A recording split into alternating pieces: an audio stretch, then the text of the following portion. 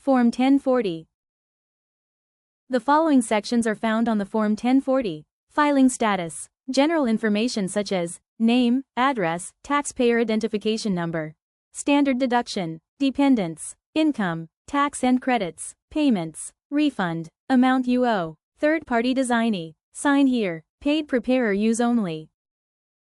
There are 5 filing status options. Single, married filing jointly, MFJ, married filing separately, MFS.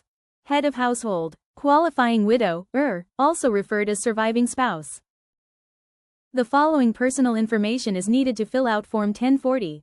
A current government-issued form of photo identification, your social, your spouse social, your dependent social, your address, any tax form received.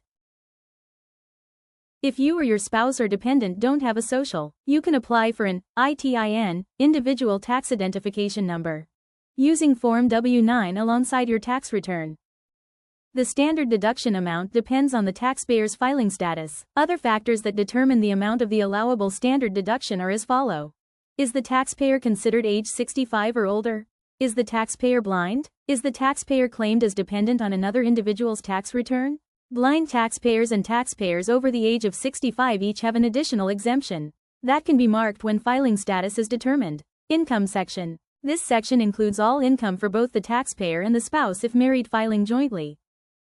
Tax and credit section. This section reports information from other forms and schedules. Line 16 is the tax the individual will need to pay. Line 33 reports the total payments made by the individual through withholding, estimated payments, or from credits. If the amount on line 33 is more than the amount on line 24, the taxpayer may receive a refund. Reported on line 34. You, and your spouse if filing jointly, must sign the return in the section shown from the second page of the 1040 form. Subscribe for upcoming learning videos.